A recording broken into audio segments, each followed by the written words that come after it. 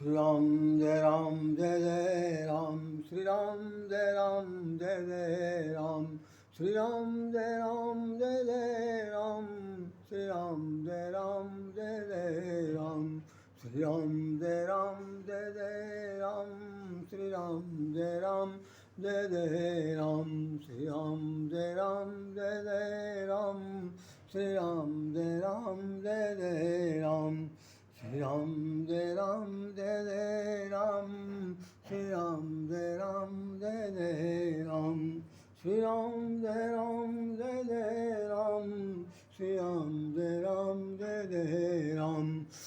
बोलिए साहब रामचंद्र महाराज की जय। ये आज मुंशी प्रेमचंद जी का जन्मदिन है। उपन्यास सम्राट के रूप में जगत विख्यात प्रेमचंद जी को अविस्मरणीय के रूप में जाना जाता है। ये जो आप देख रहे हैं ये हमारे द्वारा लिखे हुए लेख हैं जो भिन्न भिन्न पत्रों में, समाचार पत्रों में छपे हैं। जो सबसे पहला आप देख रहे हैं कि सवा सेर गेहूँ और शतरंज के खिलाड़ी, ये दैनिक जागरण में 31 जुलाई 2004 को छपा था। 31 जुलाई 2004 को दैनिक जागरण में ये छपा था, सवा सेर गेहूँ और शतरंज के खिलाड़ी। उसके बाद ये दैनिक जनसत्ता में छपा था कि जब प्रेमचंद को लखनऊ भाग गया, ये इसमें ये भी 31 जुलाई 2004 को छपा। इसके बाद ये चीज़ ये है, ये एग्विक टाइम में छपा हुआ है कि उपन्यास जगत के आधार स्तंभ है मुंशी प्रेमचंद। ये भी 2003 में छपा, 2003 में 31 जुलाई 2003 में छपा। और स्वतंत्र भारत में ये 31 जुलाई 2003 को छपा था।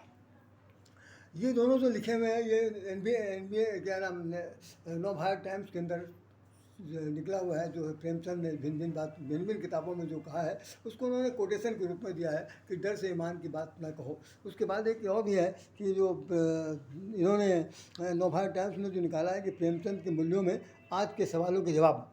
तो आज के सवालों के जवाब मतलब उनके लिखे हुए कथ्य और तथ्य जो हैं वो आज के सवालों के जवाब के लिए प्रासंगिक हैं। ये बात इसके अंदर बताई गई। आप देखेंगे हमारा इसके अंदर कहीं ना कहीं पर नाम आपको जरूर दिखाई पड़ेगा, जरूर नाम दिखेगा। और ऐसा मेरा विश्वास है कि मुंशी प्रेमचंद के बारे में नमस्कार। ये देखिए एक जगह पर नाम है कि मेरा, ये मेरा नाम शायद संभवतः छप दिखाई पड़ रहा होगा, ये एक नाम है। और इसके अंदर भी स्तंभ जहाँ पर कहीं लिखा हुआ है,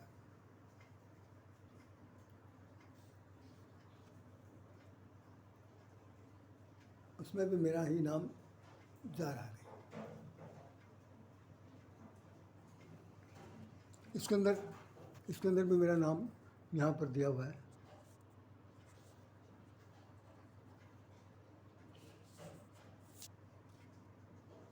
ये मेरा नाम जा रहा मुंशी प्रेमचंद के बारे में।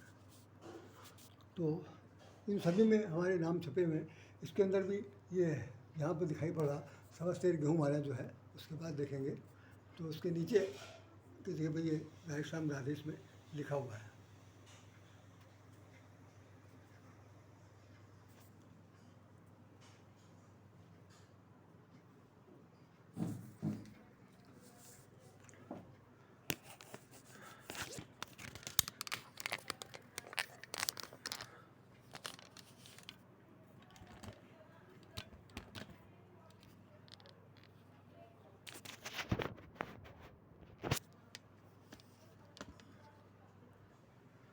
हिंदी साहित्य जगत के दैदीप्यमान सितारों की श्रृंखला में एक अटल ध्रुव तारा के रूप में जाना जाने वाले मुंशी प्रेमचंद उपन्यास सम्राट के रूप में पूरे विश्व के साहित्य जगत में यह विराजमान है।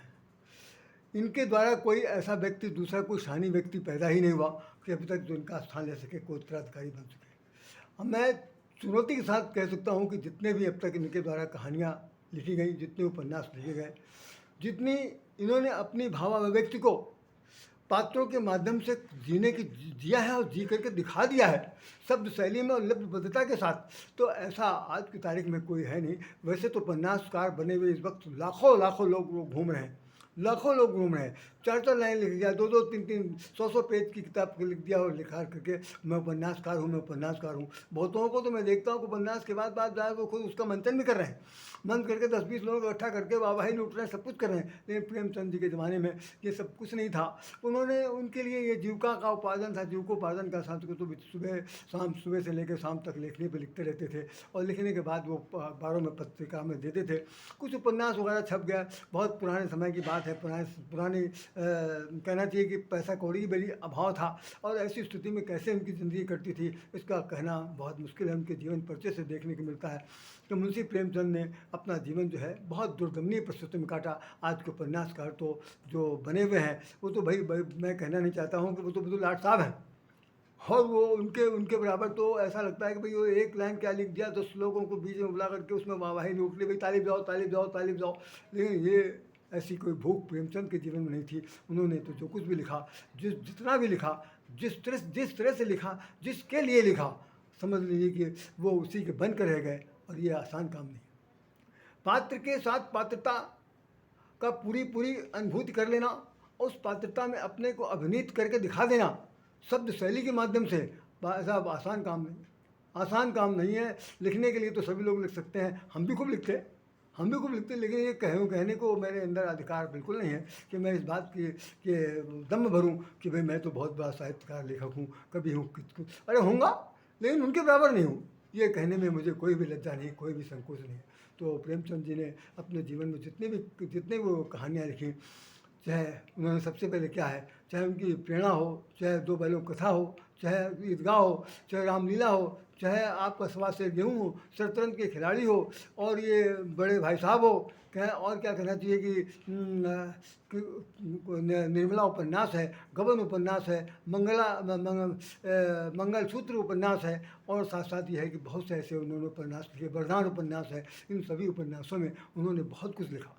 उनकी कहानी कफन, बूढ़ी काकी, नमक का दरोगा देखते ही बनता है, उसको पढ़ने के बाद ये लगता है कि अगर किसी के अगर ज़रा बहुत भी संवेदनशीलता है तो मैं चुनौती से कह सकता हूँ कि प्रेमचंद की उस लेखनी को पढ़ने के बाद अगर आंसू न टपक पड़े तो प्रेमचंद की सफलता क्या।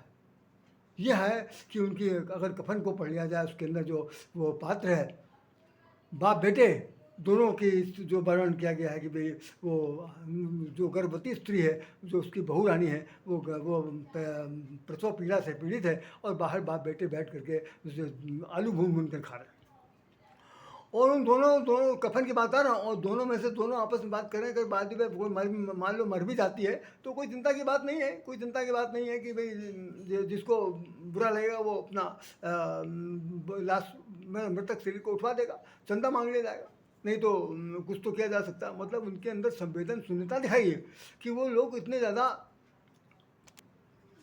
बाप बेटे दोनों नशेड़ी हैं और वो आलू तो भून कर खा रहे हैं, साथ साथ अगर जो चंदा बड़ों लाते हैं उससे वो शराब पी लेते हैं। उसके बाद वो प्रसव पीड़ा से पीड़ित जो है वो महिला जो है तड़प कर आखिर में अपने प्राण त्याग देती है। तो उसमें हमने जो कफन के संबंध में लिखा था, हमने लिखा था कि ये समझ लीजिए कि जो गर्भ में पलने वाला जो शिशु है, नवजात शिशु है, वो कल का सवेरा देखने से वंचित रह गया, यहाँ तक कि जच्चा बच्चा की दोनों की मृत्यु हो जाती है और वो बच्चा नहीं दिखाई पड़ा और उनकी और क्या साथ वो पत्नी जो बहू बेटी है उसका भी सदा के लिए अंत हो गया।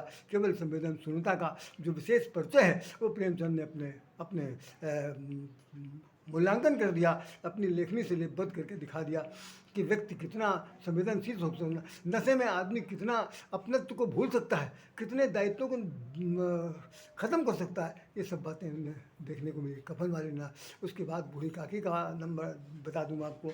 बूढ़ी काकी के जीवन में एक रामनाथ हैं जो उन्होंने गोद ले रखा है। उनके घर में शादी है और शादी में उन्होंने बूढ़ी काकी से कहते हैं कि भाई तुम अलग कहीं कोने कमरे में बैठ जाओ। वो बेचारी बैठी हुई सोचती रहती है कि आज तो सब लोग आ चुके होंगे, सारे मेहमान आ गए होंगे, सबके लिए बड़ा बड़ा पकवान बना हुई, बड़ी बड़ी पूड़ियाँ बनी होंगी, कढ़ाई में पूड़ियाँ खूब डब्बे की तरह फूल नहीं होंगी। हाय मुझे भी खाने को मिल जाता है तो ठीक था।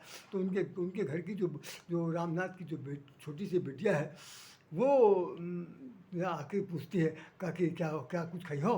तो अरे हाँ बच्चा, हम तो खइबे, हम तो खइबे। तो उस माँ बूढ़े के बचपन, बूढ़े को जैसे होता है ना कि बचपन से बचपन, बचपन से बचपन, तो बूढ़े व्यक्ति के बीच के अंदर एक बड़ी भारी लालसा होती है। वो अपने को अपाहिज समझता है कि अगर भाई हाथ पैर चलते होते चले जाते, जहाँ से कुछ निकालना हो तो खा लेते।